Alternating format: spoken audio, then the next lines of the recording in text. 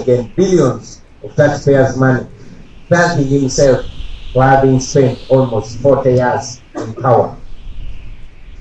Congratulating him for having successfully subjugated the people of Uganda, forgetting that there is yet another unstoppable generation. So yes, while the we are busy trying to I also want to salute some Kadala abo abatachafugika nga mwemuli neswapura ow'omukisa ennaku zino tachafugika ne wewe sigalireyo mama. Congratulations and happy belated birthday, Comrade Swabra. Friends, it has been a long time since we interacted, since we had a chat, and between then and now so much has been happening in our country that warrants your attention, our attention. I'll speak about the worsening human rights situation in Uganda. About 3 weeks ago, our comrade Mayiga Ronald went missing.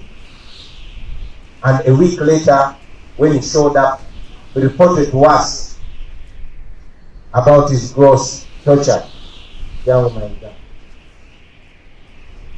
This young man went missing for a week.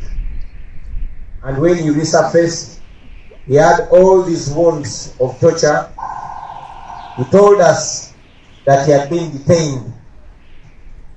But terrible, much more terrible than that, this young man was raped in custody. He was sodomized by soldiers in CMI. Yes, that's what happens. Onomvubuka bamuwamba namala wiki namba yatalabika newe yalabikako nga bamutochalinze bamutulugunyiza nga bamulidde n'ebisiyaga ku CMI ate nga si asoose ne bwewekirayo. It is shameful, it is painful, but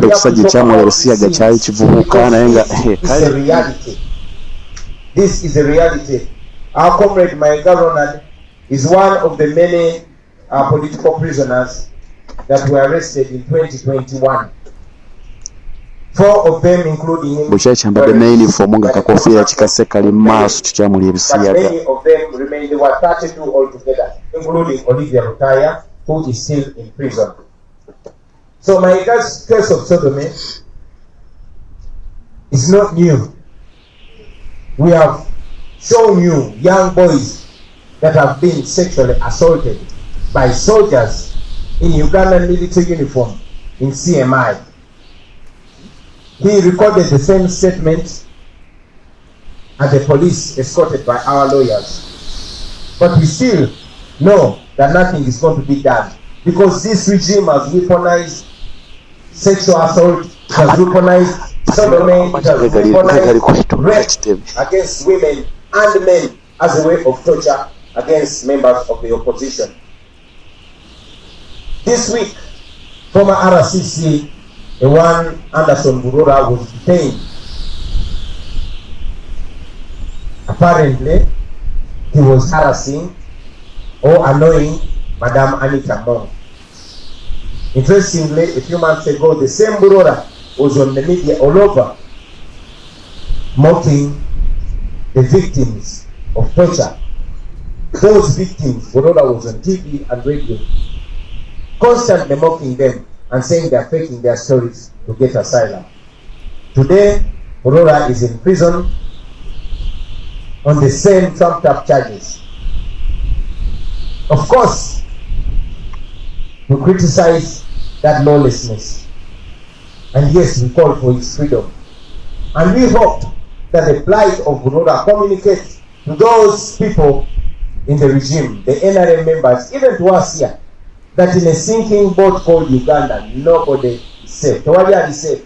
Muliato abadi RCC amaze banga dene ng'ajerega ng'asekerera era ng'akiina bannaffe ababa bawambiddwa ne batuusaako ne batuusibwako ebikolobero ebifaanana bwebityo naye ne Burura bamukutte mbu abuza Madam Anita Mongo emirembe kubanga Bulola amaze ebbanga ng'ayogerera Anita Mongo ku bubbi Anita Mongo bwakulembedde mu Parliament.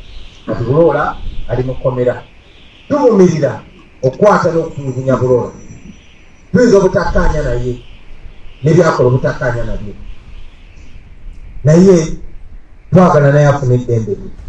Eryo eddembe lyabadde alemesa bannayuganda okufuna, twagala alifune, twagala afune obwenkanya. We want him to get the justice that he has so many times helped in denying the people of Uganda, because we believe that nobody should be subjected to lawlessness. So we add our voices in calling for his release and fair hearing. About the evictions in Lubigi, many of you have seen our people displaced in Lubigi, in Nansana, in Abweru, and many other places. We are still concerned about the manner in which Nema conducted himself, whether it is right or wrong. It was supposed to deal with these people in a humane way, giving them human dignity and taking their economic situation. Bagenze ne basengula ebikumi n'ebikumi by'abantu, families nyingi tebalina we basula, tebalina we basaluba, abamu nga balina n'abaana abato. Nema kyonna kyonna kyengenderera oba ntuufu mu bigendererwa byayo oba nkyamu, kiri clear enkola gye yakozeemu ebintu bino gyawadde ekitiibwa bulamu bw'abantu, yatunuulidde na nyingiza y'abantu. Twawulidde tebalina n'enteekateeka okusenda abantu abalala bangi, newankubadde ate ze factories eziri mu ntobazi ne zi petrol station eziri mu ntobazi nezikwatibwako kubanga z'abakungu mu gavumenti. Naye era tumanyi nti ebyo byebimu ku bigenda okuleetera bannayuganda okumanya nti tewali agenda balwanirira okujjako bo kennyini. I want to speak on the grand corruption and theft at Parliament. Scandals have continued to unfold in Parliament recently, including 3 regime MPs that were charged for corruption. Apparently, they were asking the Uganda Human Rights Commission for a kickback before they passed the budget of the commission. We were not surprised by the audacity of these MPs, because if their colleagues can pocket up to 1 trillion shillings meant for war hospital, if they can pocket billions of money made for COVID victims, then these ones saw it as child's play. Museveni ordered a budget that was already passed to go back to Parliament. Not because he was angry about the corruption. No, he was only angry because he was outsmarted by his very MPs, because he saw that they stole more of public funds than himself. So he decided to send back an already passed budget. Now this should tell us more about zero independence of the 3 arms of government.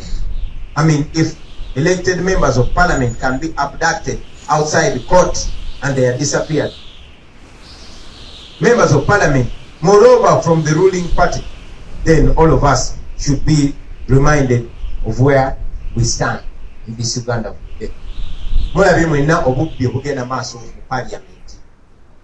Obubbi obungi juzi ba MPs basatu aba NRM mu kibiina ekiri mu buyinza wadde kyawamba bwana basindikiddwa kukomera oluvannyuma lw'okusaba enguzi ekitongole ekirina okuba nga kirwanya eddembe ly'obuntu mu ggwanga nga tebannayisa bajeti yaabwe.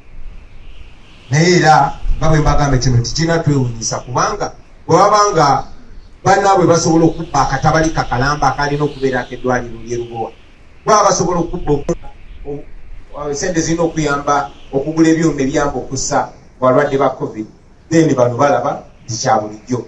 Era nga bwe mbagambye nti Museveni okusindika bajeti yayisiddwa edda ku mukolo ye kennyini gwabaddeko, bagizeeyo mu Parliament bagiyise buto.